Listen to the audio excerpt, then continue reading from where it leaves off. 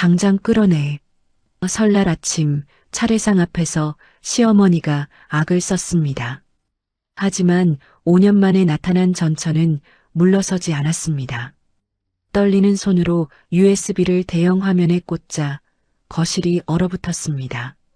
5년 전 온 세상에 퍼졌던 불륜 사진이 가짜였다는 증거가 쏟아져 나왔습니다.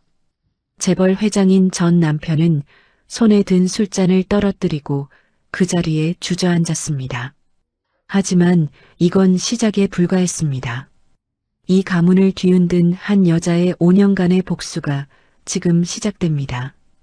오늘의 사연 시작합니다. 오늘도 함께 해주셔서 감사합니다. 구독과 좋아요를 눌러주시면 여러분에게 행운이 가득 찾아올 거예요. 오늘 하루도 행복하고 기쁜 일만 가득하시길 바랍니다. 세상 모든 사연을 정성스레 녹여내서 전하는 꼬순이네입니다. 저희 영상은 실화 바탕의 재구성 또는 창작된 시나리오를 바탕으로 제작되었으며 시각적인 몰입감을 위해 AI 생성 이미지를 활용했습니다. 따뜻한 마음으로 시청해 주시면 감사하겠습니다. 설날 아침 강씨 가문의 대저택 앞마당에는 밤새 내린 눈이 소복하게 쌓여 있었습니다. 저택 안쪽 거실에서는 수십 명의 종친들과 정재계 인사들이 차례를 준비하며 분주하게 움직이고 있었습니다. 향냄새가 거실 가득 퍼지고 제사상 위에는 갖은 과일과 전, 나물이 빼곡하게 차려져 있었습니다. 강태준이 검은색 정장 차림으로 거실 중앙에 서서 종친들에게 인사를 건넸습니다. 일가 친척 어르신들, 추운 날씨에 귀한 걸음 해주셔서 감사합니다. 돌아가신 아버님께서도 위에서 흐뭇하게 내려다보고 계실 겁니다. 오숙자가 한복 저고리 매듭을 매만지며 큰 며느리 자리에 앉은 채린에게 고개를 끄덕였습니다. 예, 채린아, 멍하니 있지 말고 어서 제사상 앞으로 가서 절 준비해라. 올해부터는 네가 이 집안 안주인이자 큰 며느리 아니냐. 네가 제일 앞줄에 서야지. 채린이 허리를 꼿꼿이 펴고 화사하게 웃으며 대답했습니다. 네, 어머님. 이 가문의 며느리로서 정성을 다해 모시겠습니다. 걱정 마세요. 종친들이 자리를 잡고 차례가 시작되려는 순간 저택 현관 쪽에서 보안 요원들의 다급한 목소리가 울려 퍼졌습니다. 이러시면 안 됩니다. 여기는 함부로 들어오실 수 없는 곳이라니까요. 거실에 있던 사람들의 시선이 일제히 현관 쪽으로 쏠렸습니다. 검은색 코트를 입은 여자 한 명이 장정 2명의 팔을 거칠게 뿌리치며 거실 안으로 당당하게 걸어 들어왔습니다. 도혜수였습니다. 5년 전 외도 스캔들로 이 집에서 소금 세례를 받으며 쫓겨났던 바로 그 여자였습니다. 태준의 손에 들려있던 정종 잔이 바닥에 떨어져 산산조각이 났습니다. 태준은 입술이 바짝 마른 채 해수를 바라보며 한 발짝도 움직이지 못했습니다. 오숙자가 의자에서 용수철처럼 벌떡 일어나며 삿대질을 했습니다. 이게 누구야? 네가 여기가 어디라고 감히 발을 들여? 얘들아, 뭣들 하고 서 있어. 당장 저 망할 여편네 머리채를 잡아서라도 끌어내. 보안요원 2명이 해수의 양팔을 잡으려 했습니다. 해수는 눈 하나 깜짝하지 않고 코트 안주머니에서 서류 한 장을 꺼내 그들의 코앞에 들이밀었습니다. 이거 똑똑히 보세요. 법원에서 받아온 출입 금지 가처분 취소 결정문이에요. 나 오늘 여기 있을 권리 충분히 있으니까 몸에 손끝 하나라도 대면 당신들 공무집행 방해로 바로 쇠고랑 찰 줄 알아요. 보안 요원들이 서류를 확인하고 멈칫거리며 뒤로 물러섰습니다. 해수는 수십 개의 눈이 자신을 향해 있는 거실을 천천히 가로질러 제사상 앞까지 걸어갔습니다. 구두굽이 대리석 바닥에 부딪히는 소리가 고요한 거실에 또렷하게 울렸습니다. 채린이 해수를 보자 얼굴이 흑빛이 되었습니다. 오숙자의 손끝이 미세하게 떨리고 있었습니다. 태준이 마른 침을 삼키며 간신히 입을 열었습니다. 해수, 네가 여긴? 대체 왜 여기까지 온 거야? 해수는 태준을 벌레 보듯 한번 쳐다보고는 시선을 돌려 제사상 위에 붉은색 USB 하나와 서류 뭉치를 툭 던져놓았습니다. 인사가 늦었네요. 강씨 가문 어르신들, 해수가 거실 벽면을 가득 채운 대형 화면을 가리켰습니다. 어머님, 저 화면 좀 켜보시죠. 사돈네 팔촌까지 다 모였을 때 보여드려야 할 아주 기가 막힌 구경거리가 있거든요. 종친 중 한 명이 혀를 끌끌 차며 호통을 쳤습니다. 이런 고약한 년을 봤나? 어디 신성한 차례상 앞에서 전철하는 물건이 나타나서 행패를 부려. 해수가 그 노인을 똑바로 쳐다보며 맞받아쳤습니다. 어르신, 행패는 제가 아니라 이 집구석이 5년 동안 저한테 부린 게 진짜 행패죠. 전 오늘 그 더러운 진실을 청소하러 온 거고요. 아무도 화면을 켜지 않자 해수는 직접 스크린 옆으로 가서 USB를 꽂았습니다. 화면이 켜지자마자 5년 전 온 동네를 시끄럽게 했던 해수의 불륜 사진이 커다랗게 떴습니다. 거실 안이 벌집을 건드린 듯 술렁거렸습니다. 오숙자가 얼굴이 험악하게 일그러지며 달려들었습니다. 당장 안 꺼? 어디서 저질스러운 사진을 다시 내걸어. 내 추잡한 짓거리를 다시 광고하고 싶어서 환장을 했어? 해수가 오숙자의 눈을 뚫어지게 노려보며 차갑게 쏘아붙였습니다. 어머님, 성질 급하시긴. 이제 시작인데 벌써부터 왜 이러세요? 본 게임은 지금부터라고요. 화면 위에 분석 결과가 나타났습니다. 사진 속 해수의 얼굴이 다른 여자의 몸뚱이 위에 교묘하게 얹어진 가짜라는 증거가 빨간 글씨로 떴습니다. 가짜 사진이라는 증거가 하나둘씩 나오자 거실은 물을 끼얹은 듯 조용해졌습니다. 태준이 화면을 뚫어지게 바라보며 주먹을 꽉 쥐었습니다. 태준의 관자놀이에 핏줄이 부들부들 떨리고 손등이 하얗게 변했습니다. 해수가 다음 화면을 넘겼습니다. 5년 전 해수의 술잔에 몰래 약을 탔던 비서의 사진과 함께 오숙자가 그 비서에게 거액을 송금한 통장 기록이 화면을 가득 채웠습니다. 자, 보세요. 이건 내 술잔에 약 타고 나를 불륜녀로 만든 비서놈이랑 그놈한테 돈을 퍼주신 우리 시어머님 사이의 거래 기록이에요. 어머님, 이 돈이 대체 어디서 난 돈일까요? 오숙자가 뒤로 비틀거리며 한 걸음 물러섰습니다. 해수가 서류 뭉치를 공중에 높이 들어 올렸습니다. 그리고 이건 어머님이 지난 10년 동안 하청업체 태성한테서 몰래 받아 챙긴 뒷돈 장부예요. 친정 식구들 도박빚 갚아주겠다고 자식 같은 회사 등쳐먹은 아주 대단한 기록들이라고요. 종친들 사이에서 애구머니나 저게 사실이야? 하는 비명이 터져 나왔습니다. 해수가 사람들 앞으로 나서며 목소리를 높였습니다. 여러분, 똑똑히 들으세요. 내가 5년 전 이 집에서 소금 맞고 쫓겨난 건 바람을 피워서가 아니에요. 시어머니가 하청업체랑 짜고 뒷돈 챙기면서 부실 공사, 눈 감아주는 장부를 내가 봐버렸기 때문이라고요. 지은 죄가 무서우니까 나를 바람난 미친년으로 만들어서 입을 막은 겁니다. 태준이 떨리는 다리로 겨우 몸을 일으키며 어머니를 바라보았습니다. 어머니, 대답해 보세요. 저 여자가 하는 말이 정말 사실이에요? 제 눈을 속이고 해수를 그렇게 버리게 하신 거예요? 오숙자가 태준의 팔을 붙잡고 발악했습니다. 아니야. 태준아, 제가 지금 귀신이 씌어서 헛소리하는 거야. 내 말 믿어야 한다. 응? 해수가 화면을 한 장 더 넘겼습니다. 오숙자의 이름 석자가 또박또박 적힌 이중 장부가 스크린에 떴습니다. 어머님, 이거 본인 글씨 맞죠? 설마 본인 이름 쓰는 법도 잊어버리신 건 아니죠? 저는 5년 동안 이 종이 쪼가리 하나 모으려고 피눈물을 흘리며 살았습니다. 이때 2층에서 내려오던 채린이 혜수에게 도끼 서린 눈으로 달려들며 손바닥을 날렸습니다. 이 불효시 같은 년이 어디서 감히 여기가 어디라고 집안 어른들을 모함해.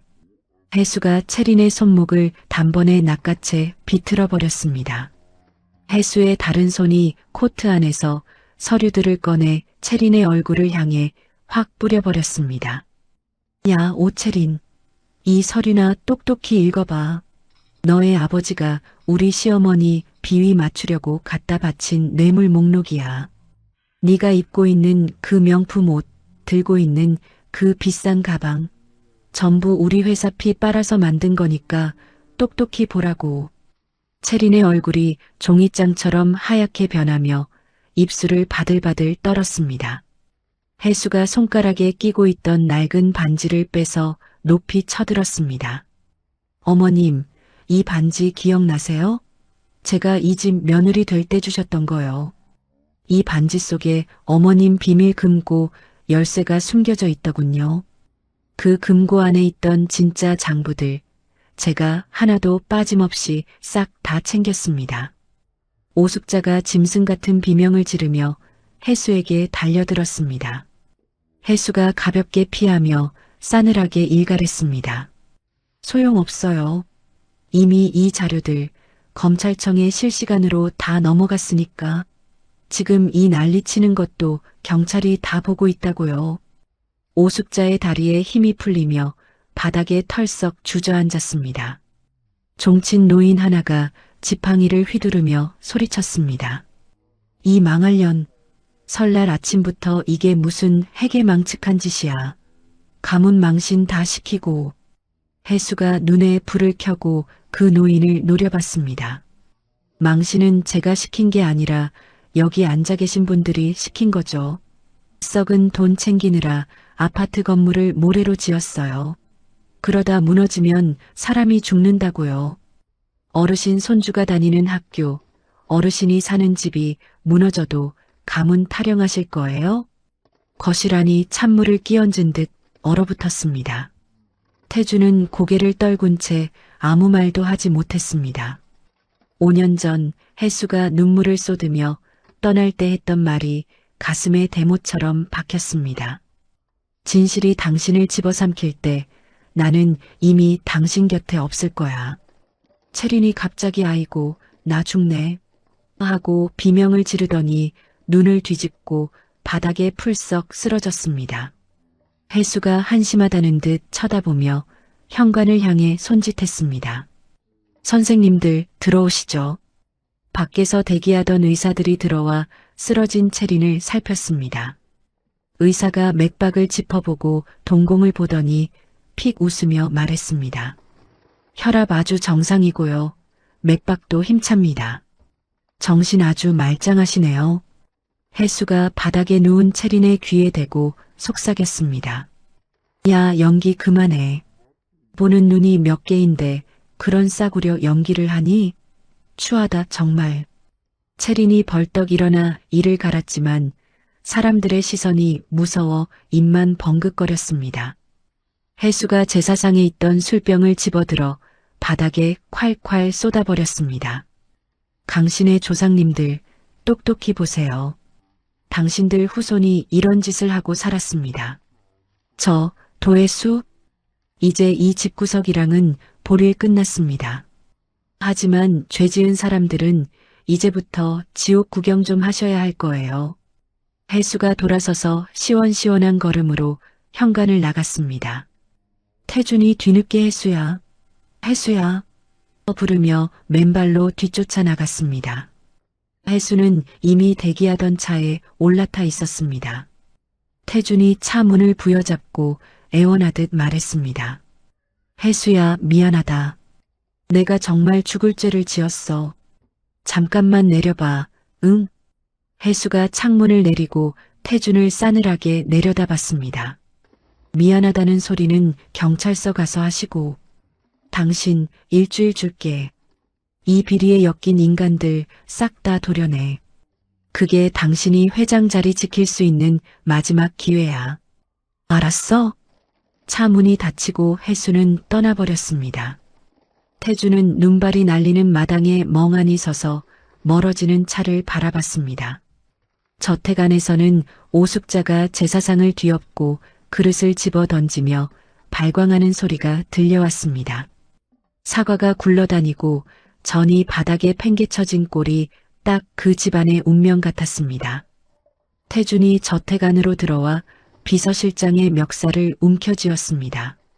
5년 전 내 마누라 쫓아내는데 앞장섰던 놈들, 지금 당장 다 끌고 와. 오늘 밤 넘기면 너부터 죽을 줄 알아. 태준의 눈이 시뻘겋게 뒤집혀 있었습니다. 한편 차 안에서 혜수는 등받이에 편안하게 기대어 저택의 불빛을 바라봤습니다. 길고도 긴 5년이었습니다. 숨죽여 울며 자료를 모으고 잠을 아껴가며 법을 공부했던 1825일의 세월이 스쳐 지나갔습니다. 혜수의 입가에 옅은 미소가 번졌습니다. 아주 차갑고 날카로운 미소였습니다. 이제 겨우 한 놈 보냈네. 자, 다음은 누구 차례일까? 태주는 그날 밤 저택의 보안 시스템을 전면 교체하라는 지시를 내렸습니다. 현관부터 별채까지 모든 출입 기록을 초기화하고 새로운 보안업체와 계약을 체결했습니다. 태주는 오숙자의 방 앞에 덩치 큰 보안 요원 2명을 배치하고 외부 연락을 일절 차단했습니다. 오숙자는 안방에 갇힌 채 창밖을 노려보고 있었습니다. 오숙자가 화장대 서랍을 열고 화장품 통 사이에 숨겨둔 비상용 휴대전화를 꺼냈습니다. 오숙자의 손가락이 떨리며 번호를 눌렀습니다. 이준아, 나다, 내 엄마다. 내 어머니. 무슨 일이세요? 목소리가 왜 그러세요? 이준이 차분하게 물었습니다. 오숙자가 이를 악물며 낮은 목소리로 속삭였습니다. 큰일 났다. 혜수 그 독한 년이 원본 장부를 손에 쥐고 있어. 어떻게든 사람을 써서 없애야 한다. 그게 검찰에 넘어가면 나만 끝나는 게 아니야. 너도 끝이야, 이준아. 알겠니? 이준이 잠시 침묵하더니 차갑게 대답했습니다. 걱정 마세요. 제가 사람 써서 조용히 처리할게요. 어머니는 그냥 가만히 계세요.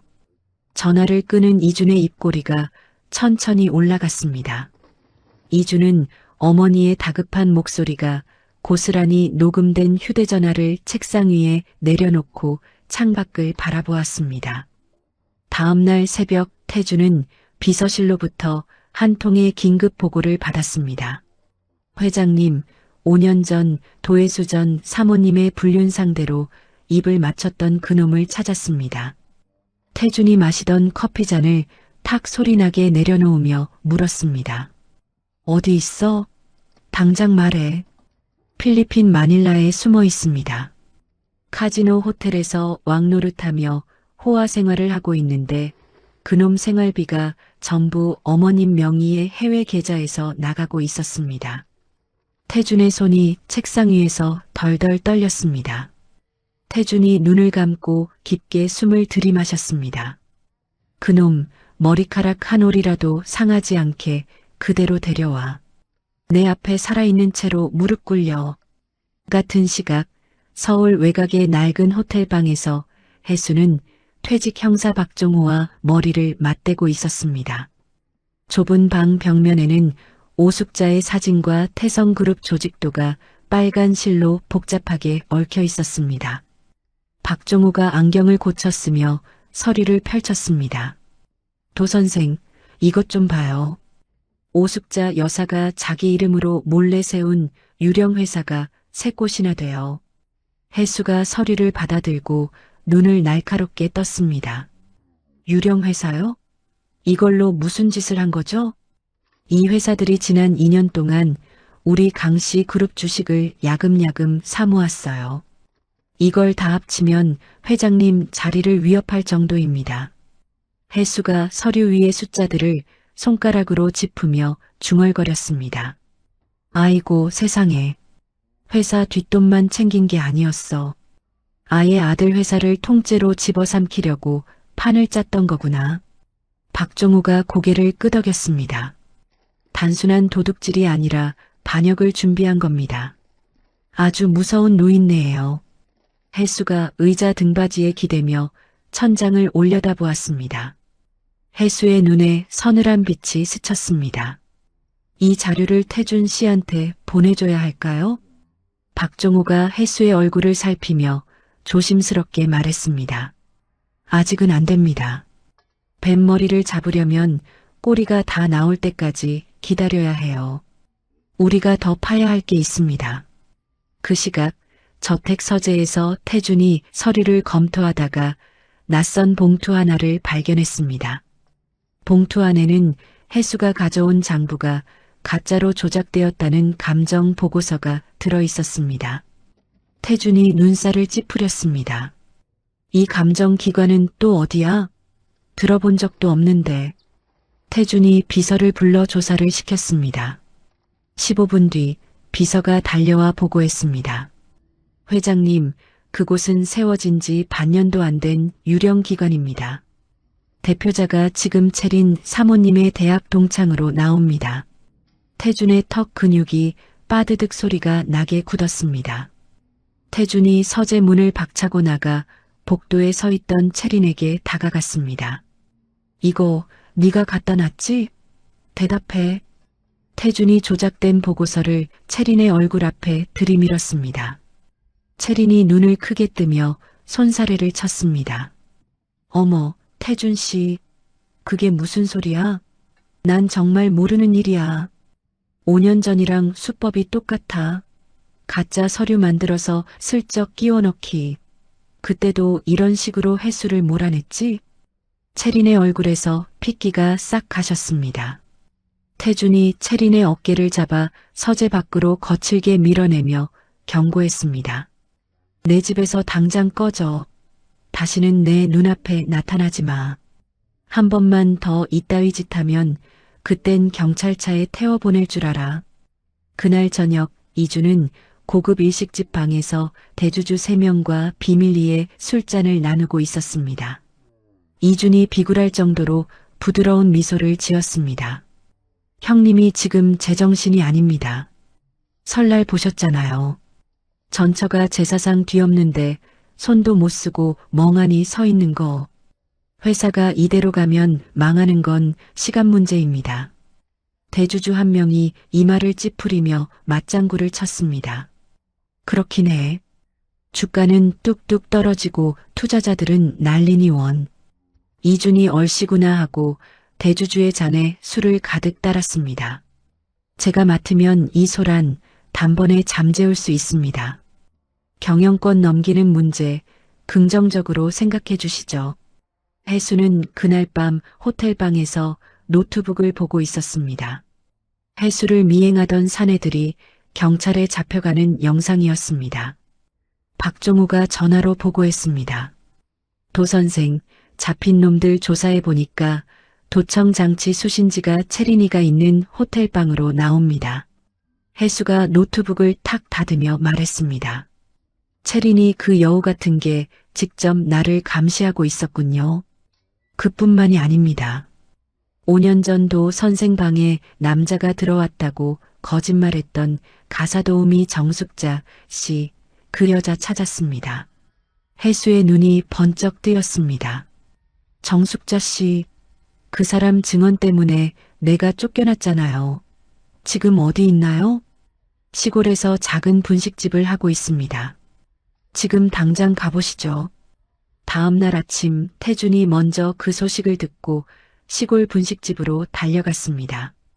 가게 안에서 만두를 빚던 정숙자는 태준을 보자마자 손에 든 밀가루 반죽을 떨어뜨렸습니다. 아이고, 회장님, 어찌 여기까지. 태준이 정숙자의 맞은편에 앉으며 무겁게 물었습니다. 정숙자 씨, 5년 전에 혜수가 외도하는 걸 봤다는 그 말, 정말 사실이었습니까? 정숙자의 얼굴이 하얗게 질려 사들사들 떨었습니다. 회장님, 죽을 죄를 지었습니다. 그때 오숙자 여사님이 제 아들 목줄을 쥐고 흔드셨어요. 아들이요? 정숙자가 앞치마에 눈물을 훔치며 하소연했습니다. 제 아들이 도박빚 때문에 중내 산해했는데 여사님이 그 빚을 다 갚아주는 대신 거짓 증언을 하라고 시키셨어요. 안 하면 아들을 감옥에 쳐넣겠다고 협박하시는데 자식 가진 어미가 어찌 거절하겠습니까? 태준이 두 손으로 얼굴을 감싸 쥐고 한참 동안 통곡 섞인 한숨을 내뱉었습니다. 정숙자가 주머니에서 꼬깃꼬깃한 종이를 꺼냈습니다. 이거 그때 일을 제가 다 적어둔 겁니다. 밤마다 잠이 안 와서 언젠가 회장님 오시면 드리려고 간직하고 있었어요. 태주는 떨리는 손으로 자필 진술서를 받아 읽어내려갔습니다. 심장이 찢어지는 것 같았습니다. 그날 밤 오숙자는 다시 이준에게 전화를 걸었습니다. 이준아, 태준이가 정숙자 그 입 가벼운 것까지 찾아냈다. 어쩌면 좋니? 다 들통나게 생겼다. 이준이 아주 차갑게 대답했습니다. 어머니, 진정하세요. 형을 아예 바보로 만들면 됩니다. 정신병자로 몰아서 병원에 가둬버리면 끝이에요. 의사 몇 명 매수하는 건 일도 아닙니다. 오숙자가 잠시 침묵하다가 독하게 마음을 먹은 듯 대답했습니다. 그래, 그게 살 길이다. 어서 서둘러라. 이틀 뒤 혜수는 태준에게 익명의 서류 봉투를 보냈습니다. 봉투 안에는 오숙자가 섭외한 가짜 의료진 명단과 그들의 비리 기록이 가득했습니다. 태준이 서류를 확인하고 비서실장에게 물었습니다. 이걸 누가 보냈나? 발신인은 없는데 봉투에 찍힌 호텔 도장을 보니 사모님 계신 곳입니다. 태준이 호텔 이름을 확인하고 입술을 깨물었습니다. 혜수가 자신을 지켜보고 돕고 있다는 생각에 가슴이 먹먹했습니다. 혜수야, 넌 대체 무슨 생각을 하고 있는 거니? 며칠 뒤 태준은 비서실 내부를 뒤져 오숙자의 끈앞풀이었던 수석비서를 잡아냈습니다. 그놈의 사물함에서 5년 전 혜수의 옷에 도청기를 심었던 영수증이 나왔습니다. 태준이 그놈의 멱살을 잡고 벽에 몰아붙였습니다. 내 놈이 내 마누라 등에 칼을 꽂았구나. 말해, 당장. 수석비서가 바들바들 떨며 자백했습니다. 여사님이 시키셨습니다. 전 그냥 시키는 대로만. 태준은 그놈을 바닥에 내동댕이 치고 서재로 달려갔습니다. 그런데 금고 안에 있던 아버지의 인장이 사라진 것을 발견했습니다. 서재를 나오던 길에 이준과 딱 마주쳤습니다. 이준의 주머니가 불룩했습니다. 이준, 너 주머니에 있는 거 당장 꺼내. 이준이 실실 웃으며 발뺌했습니다. 형, 왜 그래? 난 그냥 책 보러 온 거야. 꺼내라고 했다. 이준의 미소가 싹 사라졌습니다.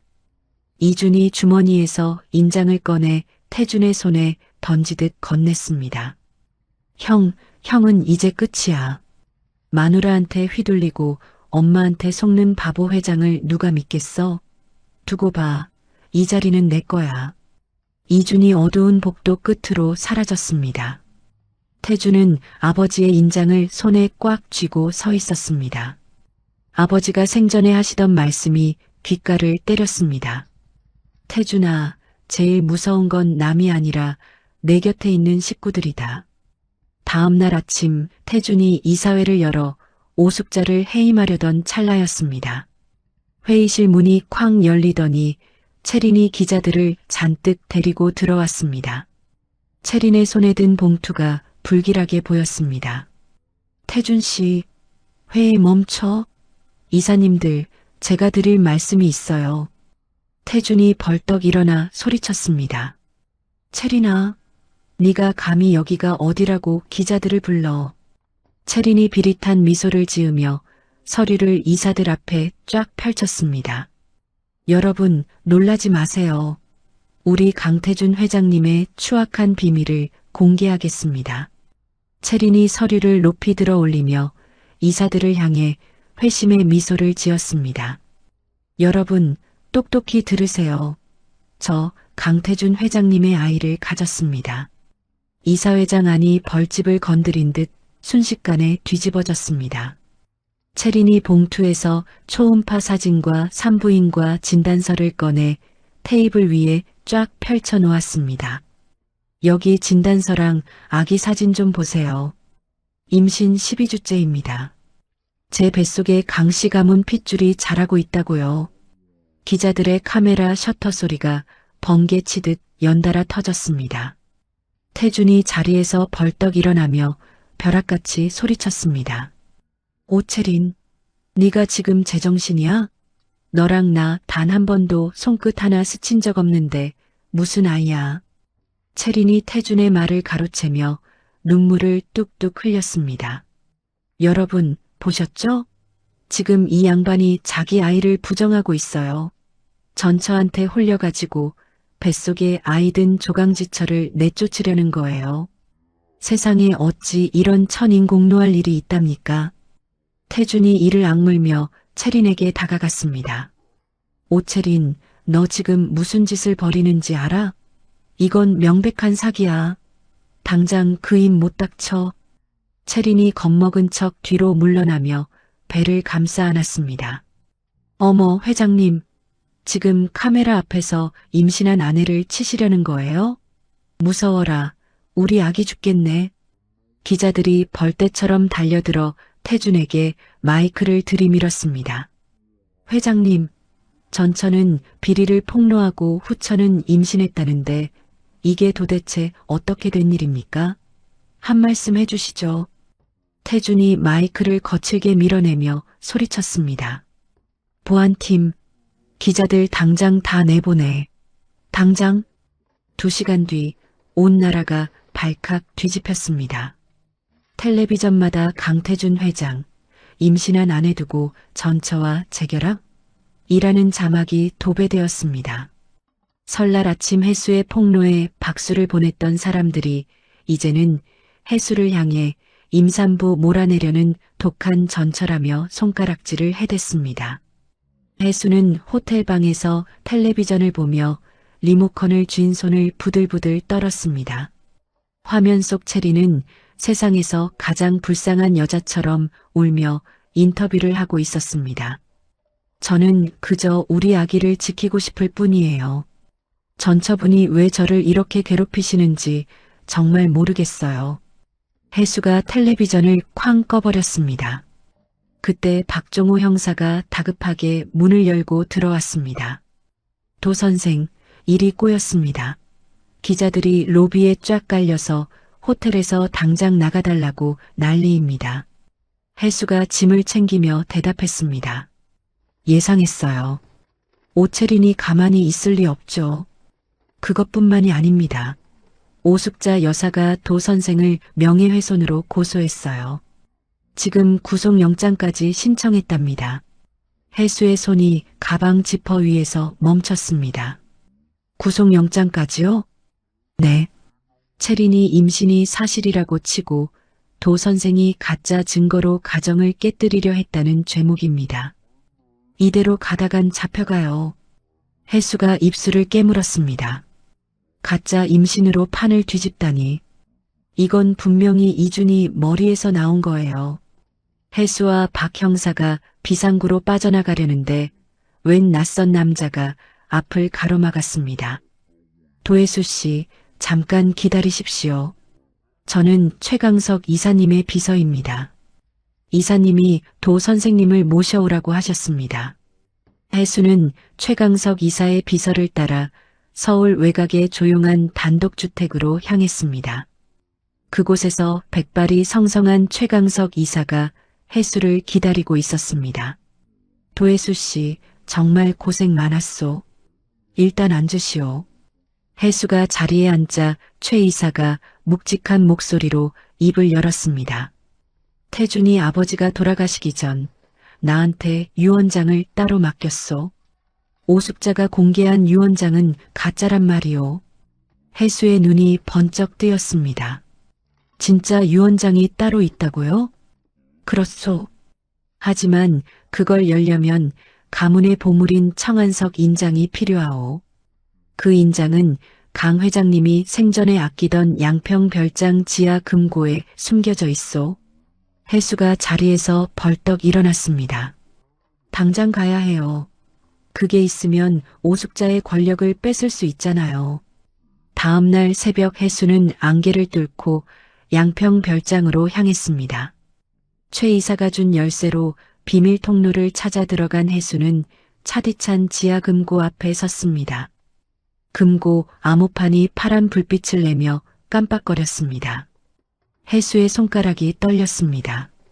0, 5, 1, 5. 태준과의 결혼기념일이었습니다. 철컥 소리와 함께 금고가 열렸습니다. 그 안에는 청한석 인장과 함께 노란 서류 봉투가 들어 있었습니다. 혜수가 서류를 꺼내 읽어내려가다 숨이 멎는 듯 했습니다. 세상에, 이준이가 시아버님 자식이 아니라고? 서류는 유전자 검사지였습니다. 강희준은 강 회장의 아들이 아니라 오숙자가 태성그룹 회장과 바람을 피워 낳은 자식이었습니다. 혜수가 서류를 가슴에 끌어안고 숨을 몰아쉬는 순간 위에서 발소리가 들렸습니다. 이준이 보안 요원들을 데리고 내려온 것입니다. 어이쿠, 우리 형수님. 용케도 여기까지 찾아오셨네.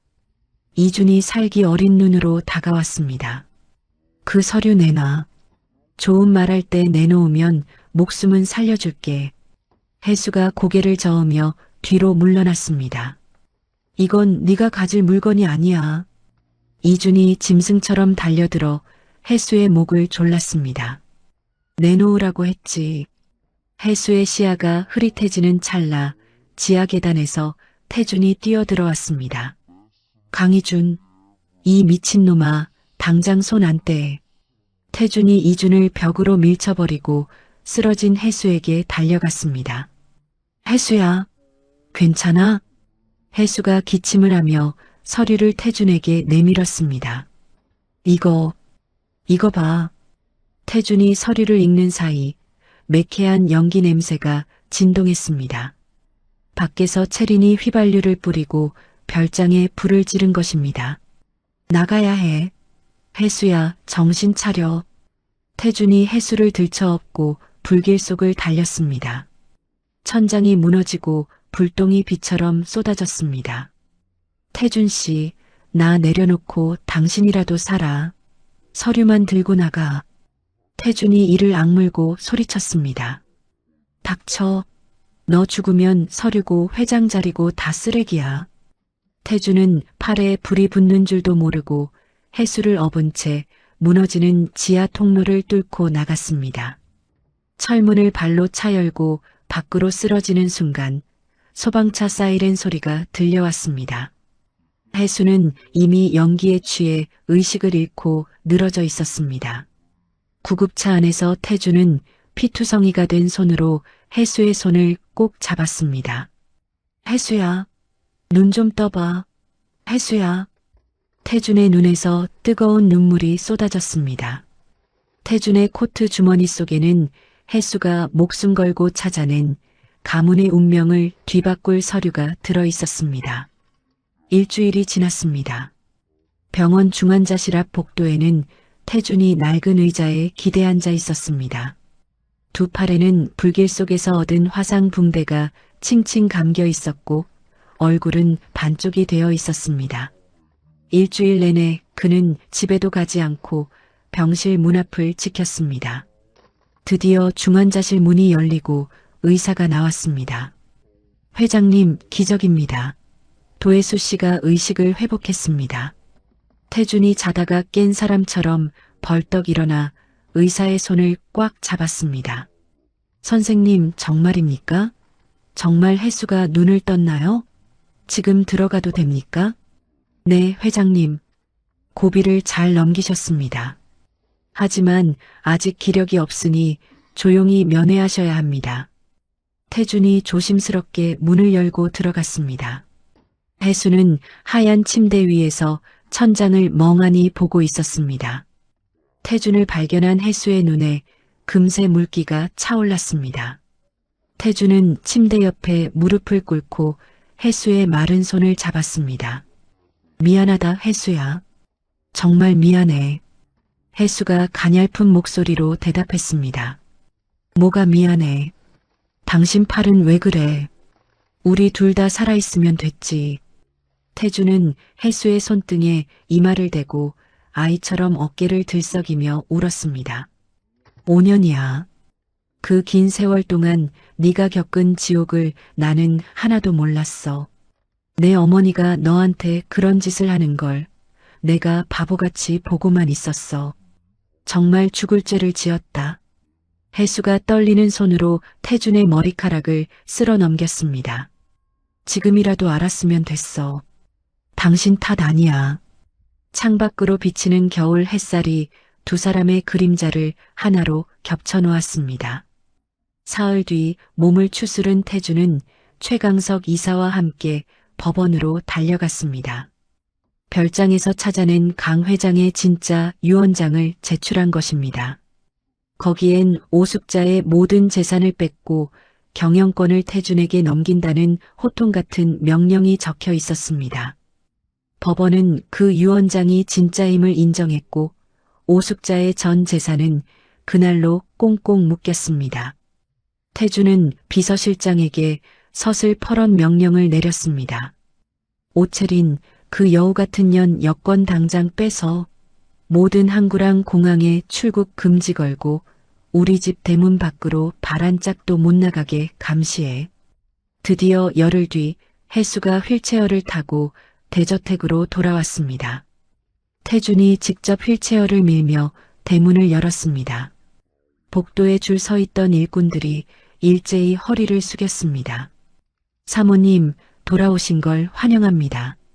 혜수는 5년 전 보따리 하나 들고 눈물 흘리며 쫓겨나던 기억이 나 잠시 눈을 감았습니다.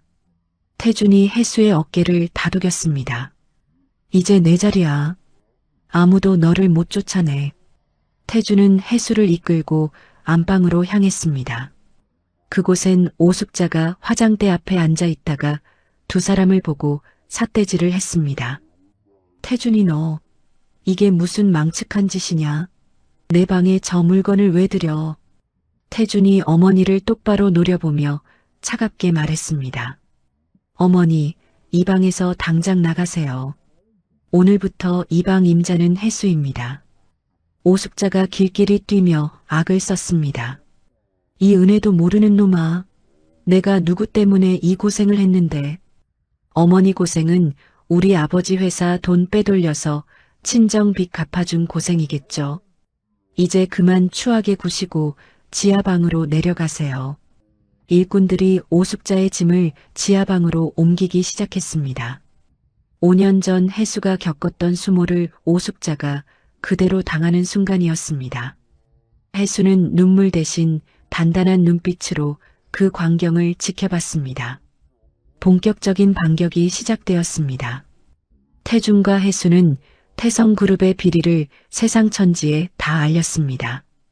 부실 공사 자재를 쓰고 뒷돈을 챙긴 오숙자의 죄상이 뉴스마다 도배되었습니다. 이준의 돈줄은 순식간에 말라버렸습니다. 혜수는 5년 전 자신을 바람난 여자라고 대문짝만하게 썼던 기자들을 불러 모았습니다.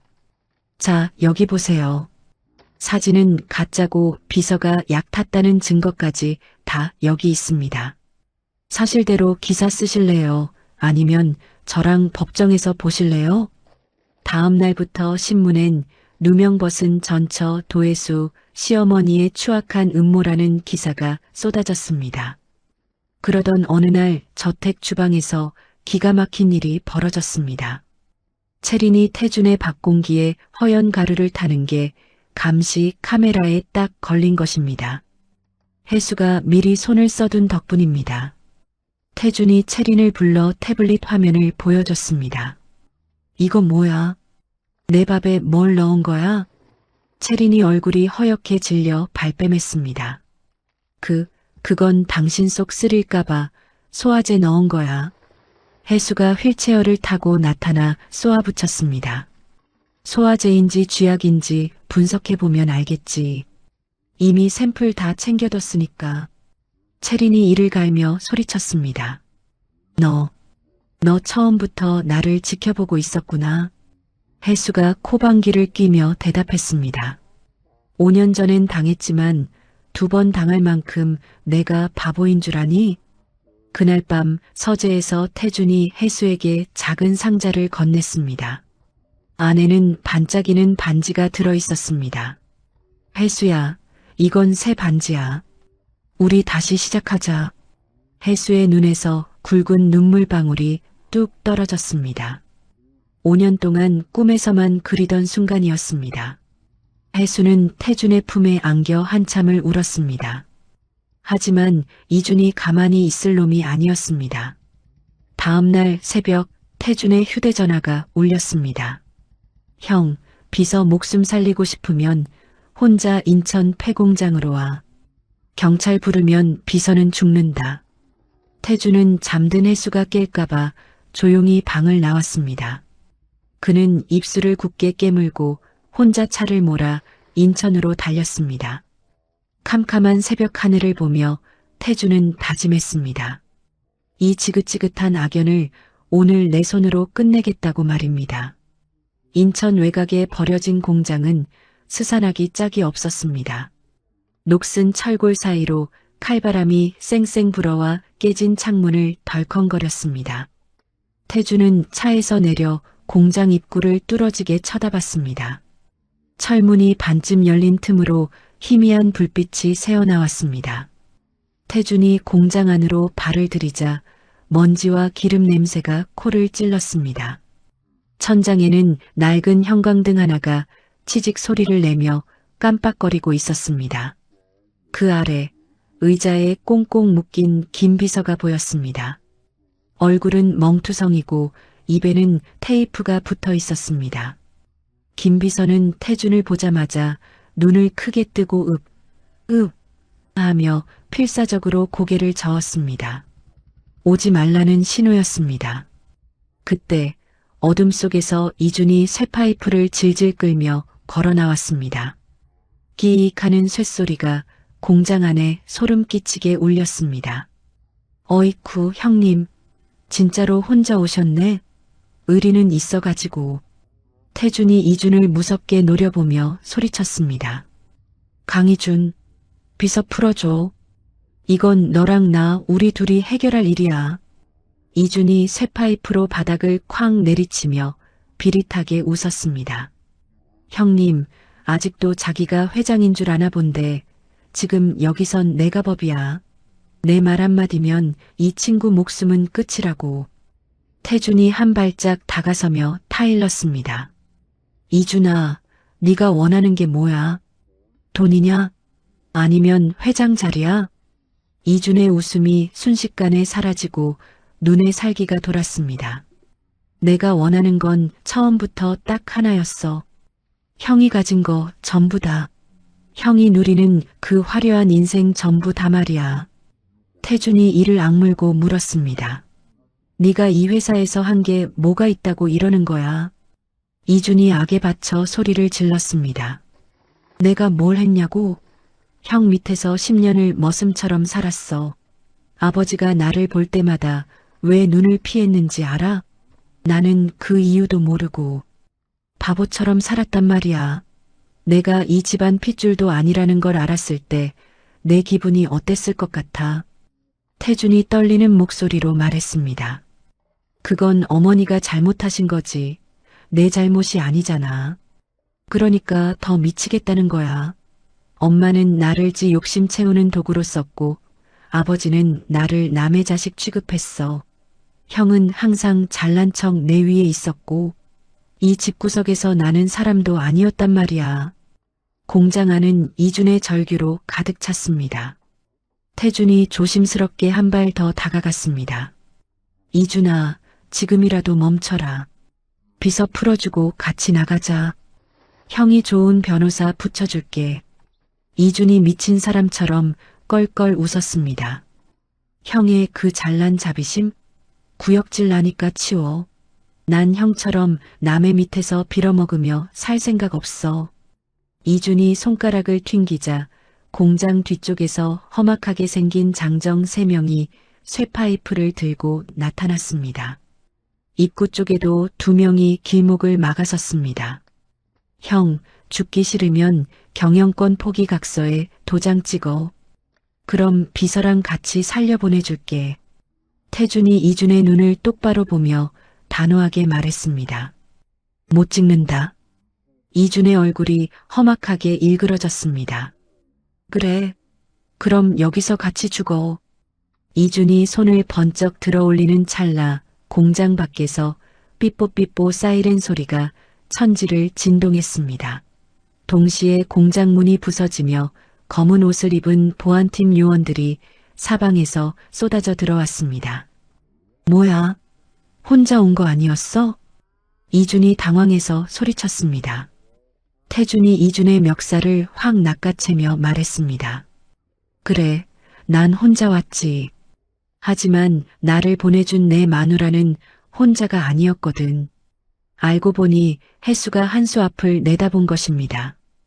태준이 나갈 때 몰래 차의 위치 추적기를 달아두었고 바로 경찰과 보안팀에 신고를 했던 것입니다. 요원들이 순식간에 깡패들을 제압하고 수갑을 채웠습니다. 경찰이 이준에게 다가와 단호하게 말했습니다. 강희준 씨, 납치 및 협박 혐의로 체포합니다. 이준이 태준의 손을 뿌리치며 허탈하게 웃었습니다. 형?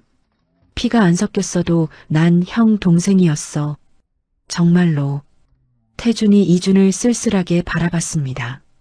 정말 동생이었다면 이런 짓은 하지 말았어야지. 이준이 끌려나가는 뒷모습은 분노보다 외로움이 더 커 보였습니다. 태준이 달려가 김비서의 밧줄을 풀어줬습니다. 김비서, 괜찮나? 어디 많이 다친 데 없어? 김비서가 기침을 하며 대답했습니다. 회장님, 저 때문에 위험하게. 죄송합니다. 태준이 김비서의 어깨를 툭툭 다독였습니다. 미안하긴 고생 많았다. 일주일 뒤 태준은 주주총회를 열었습니다. 이준이 비서를 납치한 영상과 오숙자의 만행이 낱낱이 공개되었습니다. 주주들은 만장일치로 태준의 회장 복귀를 찬성했습니다. 태준이 연단에 올라 힘차게 선언했습니다. 오늘 이 자리에서 발표하겠습니다. 저의 가장 믿음직한 경영 파트너로 도혜수 씨를 전략본부장에 임명합니다. 사람들이 웅성거릴 때 혜수가 휠체어에서 일어나 2발로 당당하게 단상 위에 섰습니다. 아직 다리가 후들거렸지만 눈빛만큼은 여장부였습니다. 저는 5년 전 죄 없이 쫓겨났던 도혜수입니다. 이제 다시 돌아왔습니다. 이 회사가 정직한 길을 가도록 제가 앞장서겠습니다. 우레와 같은 박수가 터져나왔습니다. 태준은 자랑스러운 듯 혜수의 손을 꼭 잡았습니다. 그날 저녁 2사람은 노을 지는 한강변을 나란히 걸었습니다. 혜수가 태준의 팔짱을 끼고 천천히 발을 맞췄습니다. 태준 씨, 이제 정말 끝난 걸까? 태준이 혜수의 어깨를 감싸 안으며 대답했습니다. 응, 지옥 같은 싸움은 다 끝났어. 이제부터는 우리 둘이 행복할 시간만 남았어. 혜수가 태준의 어깨에 머리를 살며시 기대었습니다. 이런 평범한 저녁이 이렇게 소중한 줄 예전엔 몰랐네. 태준이 혜수의 머리카락을 다정하게 쓸어넘겼습니다. 앞으로는 매일매일 이렇게 보낼 수 있게 내가 지켜줄게. 강물 위로 붉게 물든 노을이 2사람의 앞길을 축복하듯 아름답게 빛나고 있었습니다. 태준은 혜수의 건강을 위해 저택 안에 정성껏 재활치료실을 꾸렸습니다.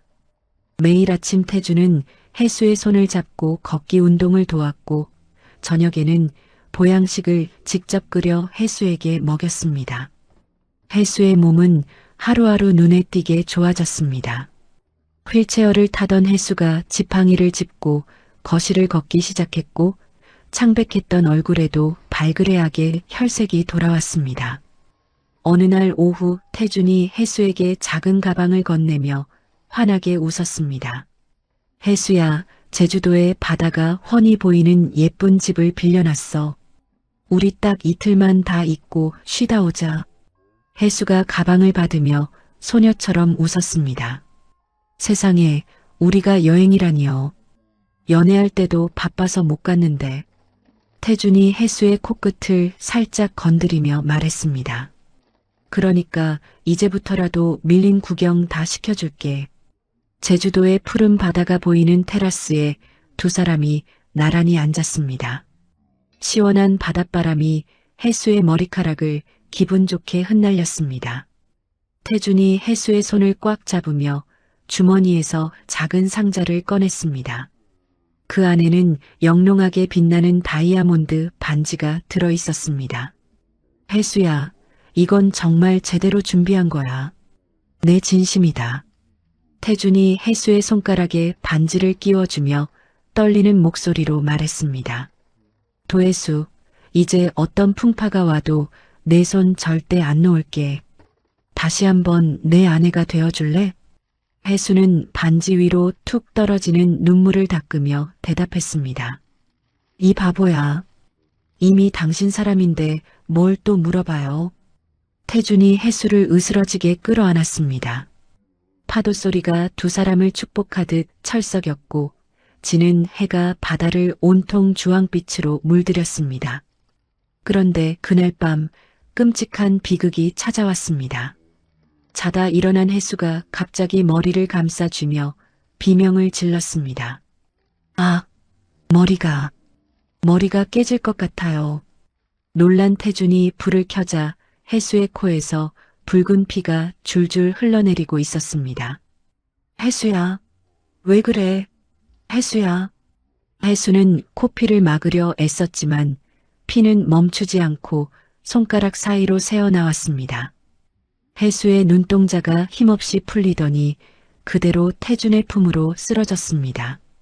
태준은 비명을 지르며 혜수를 들쳐업고 펜션 밖으로 미친 듯이 뛰어나갔습니다. 서울대학병원에서 사흘간 정밀 검사가 이어졌습니다. 태준은 병실 밖 의자에서 뜬 눈으로 밤을 지새웠습니다. 마침내 담당 교수가 태준을 불렀습니다. 회장님, 도혜수 씨 뇌에서 종양이 발견되었습니다. 그런데 이게 참 이상합니다. 교수가 화면을 보여주며 무겁게 입을 열었습니다. 보통 종양과 다릅니다. 과거에 아주 독한 약물에 오랫동안 노출된 흔적이 있어요. 그때 그 약 성분이 뇌를 조금씩 갉아먹고 있었던 겁니다. 태준은 뒤통수를 엇맞은 듯 멍해졌습니다. 5년 전 오숙자가 혜수를 몰아내려고 술잔에 탔던 그 독한 약물이 결국 혜수의 머릿속에 시한폭탄을 심어놓은 것이었습니다. 태준이 떨리는 목소리로 물었습니다. 수술하면 살릴 수 있나요? 교수가 고개를 떨구며 대답했습니다. 성공률이 20%도 안 됩니다. 아주 위험한 수술이에요. 태준은 병원 복도 벽을 주먹으로 치며 오열했습니다. 내 탓이다. 내가 그때 혜수를 안 버렸으면 이런 일도 없었을 텐데. 태준은 전 세계 용한 의사들을 다 찾아봤지만 대답은 다 똑같았습니다. 수술뿐인데 살 확률이 너무 적다는 것이었습니다. 혜수는 병실 창밖을 보며 자신의 운명을 예감했습니다. 태준이 들어와 억지로 웃으며 말했습니다. 혜수야, 세계에서 제일 잘 고치는 의사 불렀어. 금방 나을 거야. 혜수가 태준의 손을 잡으며 조용히 말했습니다. 거짓말 안 해도 돼요. 나 다 들었어. 태준의 입술이 파르르 떨렸습니다. 혜수가 오히려 태준을 다독였습니다. 태준 씨, 나 때문에 회사 일손 놓지 마요. 이준이는 감옥 갔어도 남은 독사들이 많잖아요. 당신 자리를 지켜야 해. 그날 밤 혜수는 태준이 잠든 사이 눈물로 편지를 썼습니다. 태준 씨, 내가 당신 짐이 되기 싫어. 당신 자리를 지키고 있으면 내가 꼭 이기고 돌아올게. 해수는 편지를 머리맡에 두고 조용히 병실을 나서려 했습니다. 그런데 복도 끝에서 검은 모자를 쓴 괴한들이 해수의 입을 틀어막고 끌고 갔습니다. 감옥에서 탈출한 독사 같은 오숙자가 보낸 놈들이었습니다. 해수가 정신을 차린 곳은 서울 외곽의 낡고 차가운 창고였습니다. 온몸에 불덩이 같은 열이 오르는데 손발까지 묶여 있었습니다. 그때 문이 열리며 광기에 찬 눈을 한 오숙자가 들어왔습니다. 어머, 우리 며느리. 여기서 보니까 더 반갑네? 오숙자가 시퍼런 칼을 해수의 뺨에 갖다 대며 희죽거렸습니다.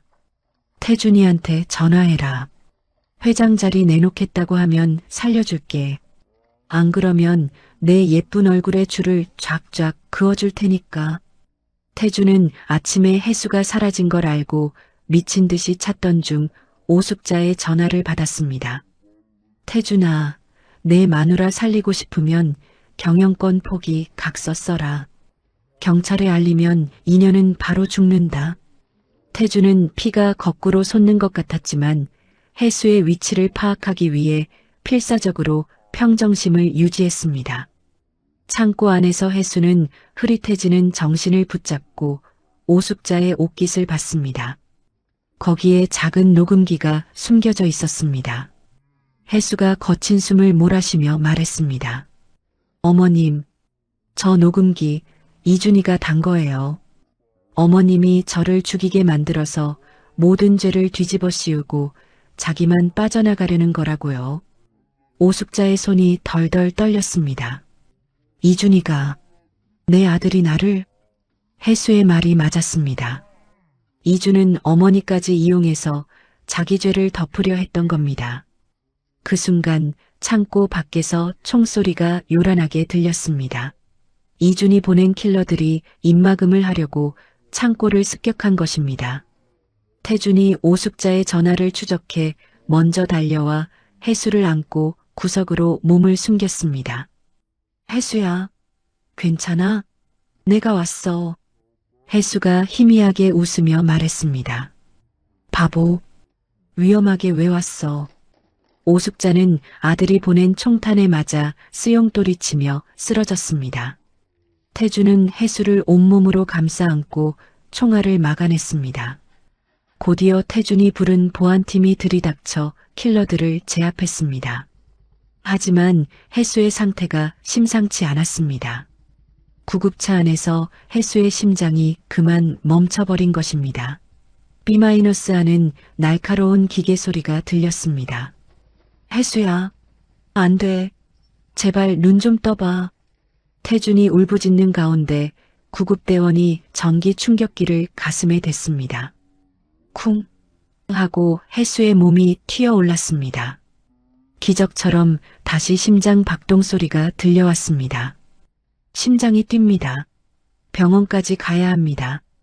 태준은 해수의 차가운 손을 이마에 대고 간절히 기도했습니다. 제발 내 목숨을 가져가도 좋으니 이 사람만 살려주세요. 구급차의 사이렌 소리가 캄캄한 새벽거리에 구슬프게 울려 퍼졌습니다. 수술실 앞 빨간 불이 켜진 지 15시간이 흐르고 있었습니다. 태주는 차가운 병원 바닥에 주저앉아 벽에 머리를 기대고 있었습니다. 셔츠에는 해수의 피가 말라붙어 얼룩덜룩했고 손톱 밑에도 붉은 핏자국이 그대로였습니다. 비서실장이 따뜻한 커피를 내밀었지만 태주는 쳐다보지도 않았습니다. 회장님, 이거 한 모금이라도 드셔야 버팁니다. 사모님 깨어날 때 쓰러지시면 어떡합니까? 태주는 대답 대신 굳게 닫힌 수술실 문만 뚫어지게 쳐다봤습니다. 태준의 입술이 파르르 떨리며 소리 없이 움직였습니다. 평생 신을 찾지 않던 그가 제발 해수만 살려달라고 내 목숨을 가져가도 좋으니 이 사람 한 번만 기회를 달라고 간절히 기도를 올리고 있었던 것입니다. 드디어 16시간 만에 수술실 문이 열렸습니다.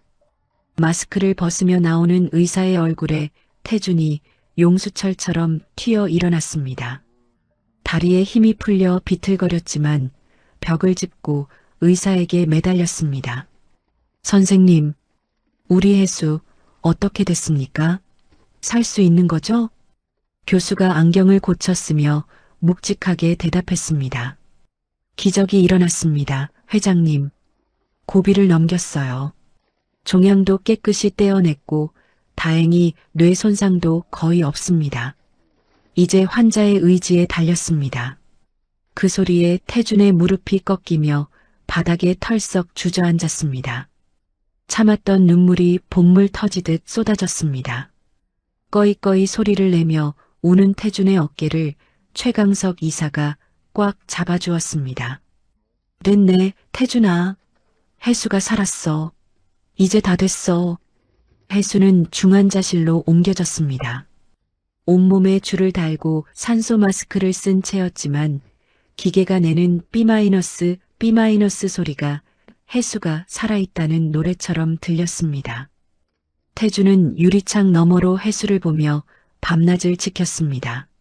나흘 동안 그는 밥도 거르고 서류 결제도 병원 복도에서 하며 혜수의 곁을 단 한순간도 떠나지 않았습니다.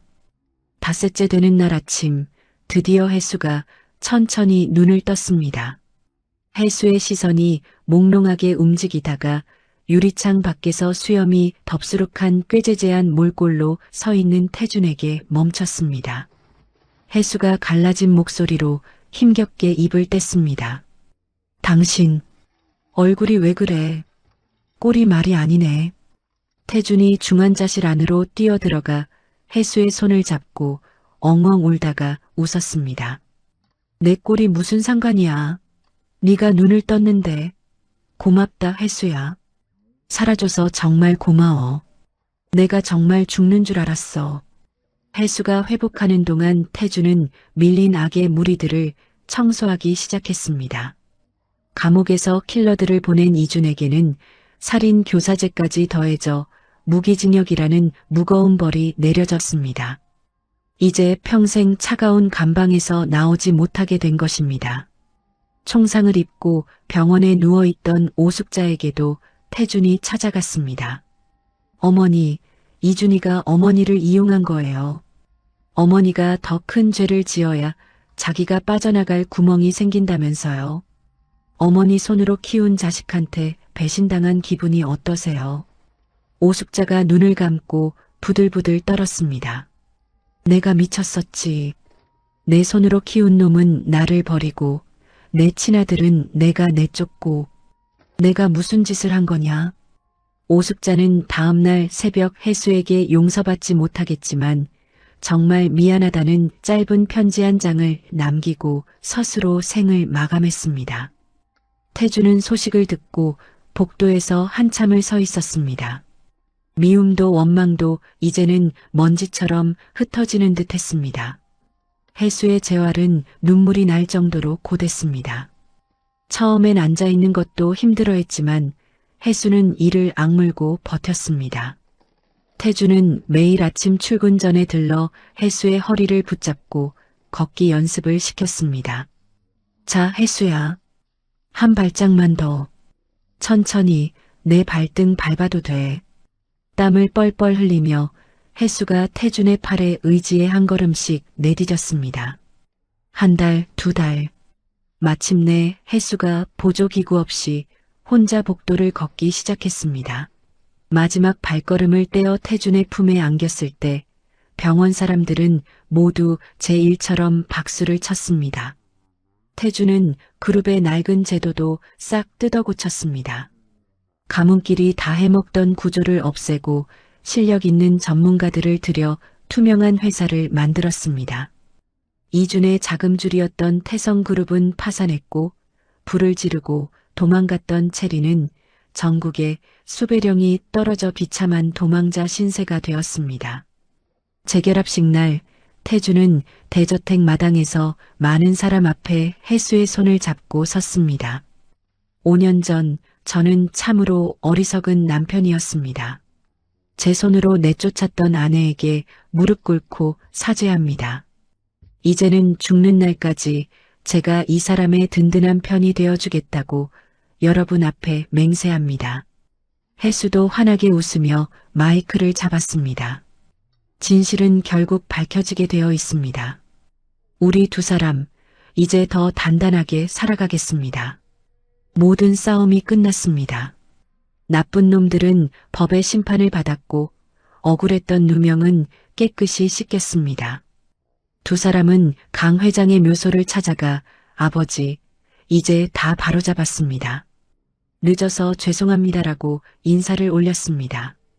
묘소를 내려오는 길, 붉게 물든 노을이 두 사람의 등 뒤로 길게 늘어졌습니다. 혜수가 태준의 손을 꼭 쥐며 물었습니다. 태준 씨, 이제 진짜 끝난 거 맞지?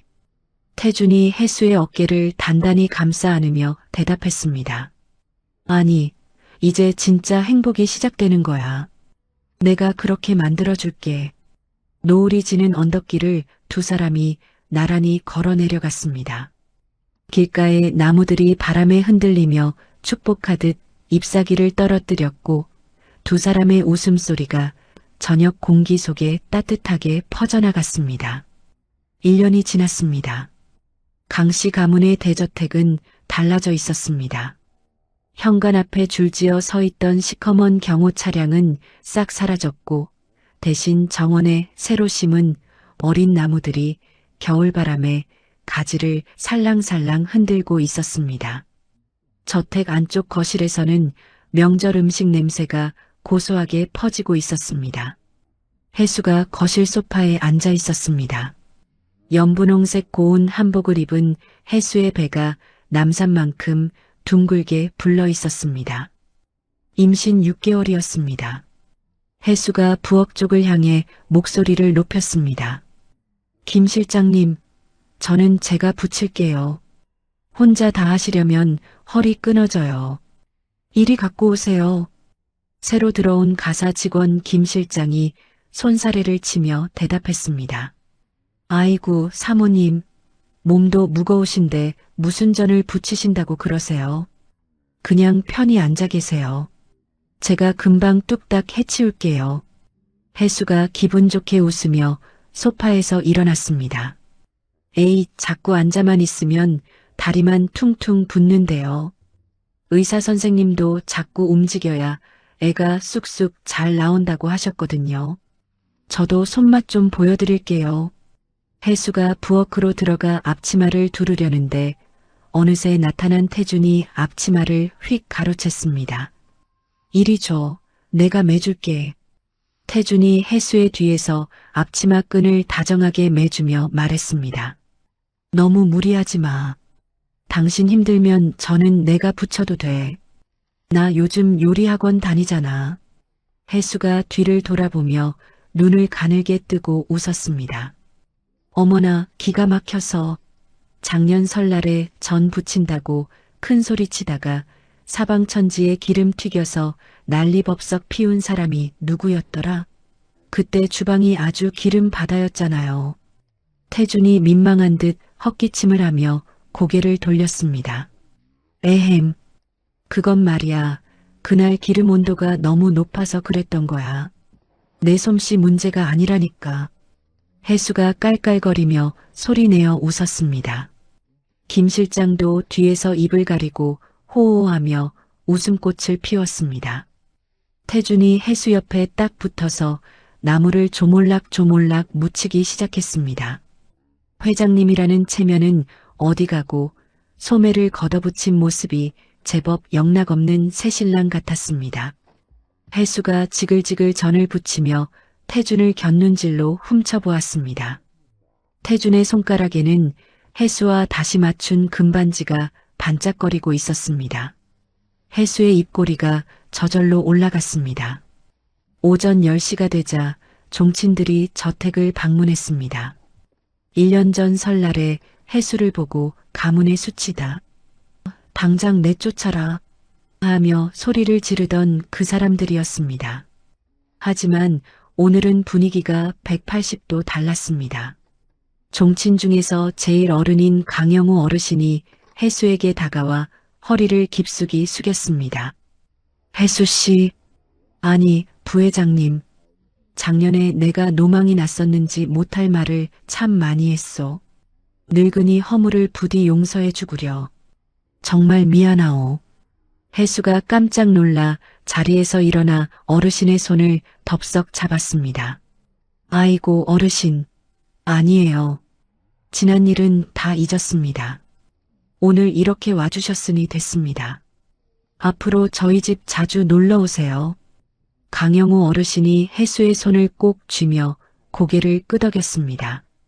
다른 종친들도 하나둘씩 혜수에게 다가와 사모님, 얼굴이 참 좋아지셨습니다. 복덩이가 들어왔네요 하며 덕담을 건넸습니다. 혜수는 한 사람 한 사람에게 고개를 숙여 상냥하게 답례했습니다.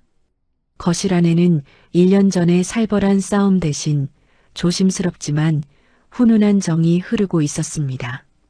태준이 종친들에게 인사하며 폭탄 선언을 했습니다. 어르신들, 올해부터 저희 집은 설날에 집에서 차례만 지내고 끝내지 않으려고 합니다. 종친 한 명이 고개를 갸웃거리며 물었습니다. 아니, 그럼 제사 안 지내고 뭐 하려고? 태준이 혜수를 따뜻하게 바라보며 말했습니다. 우리 혜수가 좋은 생각을 냈습니다. 명절마다 외로운 아이들이 있는 시설에 가서 봉사활동을 하려고요. 어르신들도 심심하시면 저희랑 같이 가시겠습니까? 종친들이 서로 얼굴을 쳐다보며 머뭇거리다가 강영우 어르신이 먼저 지팡이를 짚고 일어났습니다. 거참 좋은 생각이네. 만날 집에서 고스톱이나 치면 뭐해. 나도 같이 가겠네. 어르신이 나서자 여기저기서 나도 가겠소. 나도 끼워주게. 하며 손을 드는 종친들이 늘어났습니다. 오후가 되자 태준과 혜수는 종친들과 함께 서울 외곽의 보육원을 찾았습니다. 시설 마당에서 아이들이 와 할아버지, 할머니 오셨다 하며 뛰어나왔습니다. 혜수가 배가 부른데도 아이들 앞에 힘들게 쪼그려 앉아 예쁜 봉투를 꺼냈습니다. 자, 우리 강아지들, 여기 세뱃돈이야. 새해 복 많이 받고 건강하게 자라야 한다. 응? 아이들이 봉투를 받고 세상을 다 얻은 것처럼 환하게 웃었습니다. 혜수가 아이들의 머리를 쓰다듬어주며 같이 웃는 모습은 천사나 다름없었습니다. 태주는 한 발 뒤에서 그 모습을 지켜보았습니다. 혜수가 아이들과 눈을 맞추며 웃는 걸 보니 태준의 눈시울이 뜨거워졌습니다. 내 잘못으로 저 예쁜 웃음을 영영 못 볼 뻔했구나 하는 생각에 가슴이 뭉클해졌습니다. 태준이 눈물을 훔치고 혜수 옆으로 다가가 털썩 앉았습니다. 자, 여기 삼촌도 세뱃돈 준다. 누가 제일 예쁘게 절하나 볼까? 태준이 봉투를 나눠주자 아이들이 너도 나도 태준의 품에 달려들어 안겼습니다. 혜수가 태준을 보며 방긋 웃었고 태준도 아이들을 안고 너털웃음을 터뜨렸습니다. 봉사활동을 마치고 돌아오는 차 안에서 혜수가 창밖을 보며 말했습니다. 태준 씨, 왜 그래? 어디 아파? 태준이 깜짝 놀라 물었습니다. 혜수가 배 위에 손을 얹으며 배시시 웃었습니다. 아니, 우리 아기 이름 말이야. 생각해 둔 거 있어? 태준이 운전대를 잡은 채 혜수를 꿀 떨어지는 눈으로 쳐다봤습니다. 글쎄, 아들이면 씩씩하게 내가 하나 지어볼까? 혜수가 고개를 갸웃하며 대답했습니다. 딸일 수도 있잖아. 난 예쁜 딸이었으면 좋겠는데. 태준이 웃으며 말했습니다. 딸이면 더 좋지. 당신 닮아서 눈도 크고 마음씨도 고우면 얼마나 예쁘겠어. 혜수가 쑥스러운 듯 태준의 어깨를 툭 쳤습니다. 무슨 소리예요? 당신 닮아야 훤칠하고 잘생기지. 우리 아기 이름은 둘이 머리 맞대고 천천히 지어요. 시간 많으니까. 혜수가 고개를 끄덕이며 창밖을 봤습니다. 차창 너머로 포근한 하얀 눈이 송이송이 내리기 시작했습니다. 저택에 돌아온 혜수는 현관 앞에 서서 대문을 물끄러미 바라보았습니다. 5년 전 비가 억수같이 쏟아지던 밤에 쫓겨나며 다신 안 오겠다고 다짐했던 그 문이었습니다. 그때는 빈손이었고 갈 곳도 없는 처량한 신세였습니다. 하지만 지금은 달랐습니다. 이 문은 이제 혜수를 쫓아내는 문이 아니라 세상에서 가장 따뜻한 보금자리로 들어가는 문이었습니다. 태준이 뒤에서 혜수의 어깨에 두툼한 코트를 걸쳐주며 말했습니다. 여보, 넋놓고 뭘 보고 있어. 추운데 얼른 들어가자. 혜수가 태준을 돌아보며 빙그레 웃었습니다. 그냥 저 대문이 예전이랑 참 달라 보여서요. 태준이 혜수의 손을 꼭 잡고 따뜻한 집 안으로 이끌었습니다. 저녁이 되자 태준은 부엌에서 직접 칼을 잡았습니다. 혜수가 식탁에 앉아 남편 요리하는 뒷모습을 구경했습니다. 태준 씨, 국이 좀 짠 거 아니에요? 물 좀 더 부어야 할 것 같은데. 태준이 국을 한 숟갈 떠먹어 보더니 고개를 갸웃했습니다. 아닌데? 내 입맛엔 딱 맞는 것 같은데? 혜수가 일어나 태준 옆에서 국을 한 입 맛보더니 손사래를 쳤습니다. 아이고 짜라. 역시 내 말이 맞네. 물 더 넣으세요. 태준이 투덜대면서도 물을 쪼르르 부었습니다. 당신은 작년에도 짜다고 하더니 여전하네. 내 입맛이 원래 진국이라 그래. 혜수가 태준의 팔을 찰싹 때리며 웃었습니다. 그러니까 내가 평생 당신 옆에 딱 붙어서 간을 맞춰줘야 한다고요. 아셨어요? 태준이 혜수를 지그시 바라보며 허허 웃었습니다. 그럼 당연하지. 혜수 당신 없으면 난 아무것도 못해. 두 사람은 식탁에 마주 앉아 촛불을 켜고 오붓하게 저녁을 먹었습니다. 거창한 파티도 아니고 화려한 사내진미도 아니었습니다. 태준이 끓인 구수한 된장찌개에 혜수가 부친 고소한 전이 전부였습니다. 혜수가 찌개를 한 입 먹으며 말했습니다. 태준 씨, 난 지금 이 순간이 세상에서 제일 행복해요. 태준이 혜수의 그릇에 전을 듬뿍 올려주며 대답했습니다. 혜수야, 우리 진짜 행복한 인생은 이제부터 시작이야. 내가 더 잘할게. 식사를 마치고 두 사람은 거실 창가에 나란히 섰습니다. 창밖에는 하얀 눈이 소복소복 내리고 있었습니다. 정원의 새로 심은 어린 나무들 위에 눈이 하얗게 쌓였습니다. 혜수가 나무들을 보며 꿈꾸듯 말했습니다. 저 나무들이 쑥쑥 크면 시원한 그늘이 생기겠죠? 그럼 나중에 우리 아기 그네도 매달아주고 같이 놀아요. 태준이 혜수의 손을 꽉 잡으며 대답했습니다. 그럼 그네도 매달고 여름엔 그늘 아래서 시원한 수박도 잘라 먹자고. 혜수가 태준의 어깨에 머리를 살며시 기대었습니다. 생각만 해도 참 좋네요. 창밖에 눈은 멈추지 않고 포근하게 내렸습니다. 거실의 촛불은 따뜻한 빛을 내고 있었습니다. 벽에는 무서운 시어머니나 못된 동생의 사진 대신 태준과 혜수가 환하게 웃는 사진들이 걸려 있었습니다.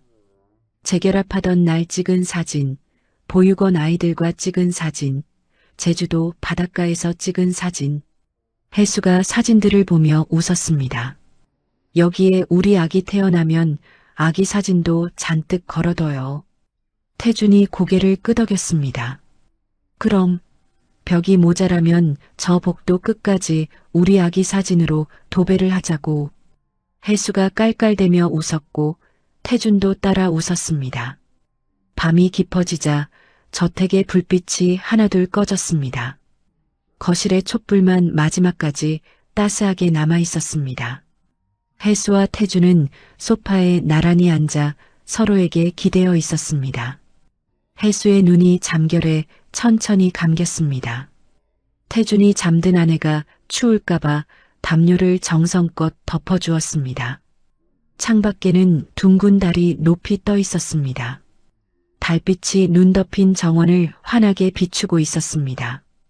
어린 나무가지 위에 쌓인 눈들이 달빛을 바다보석처럼 반짝거렸습니다.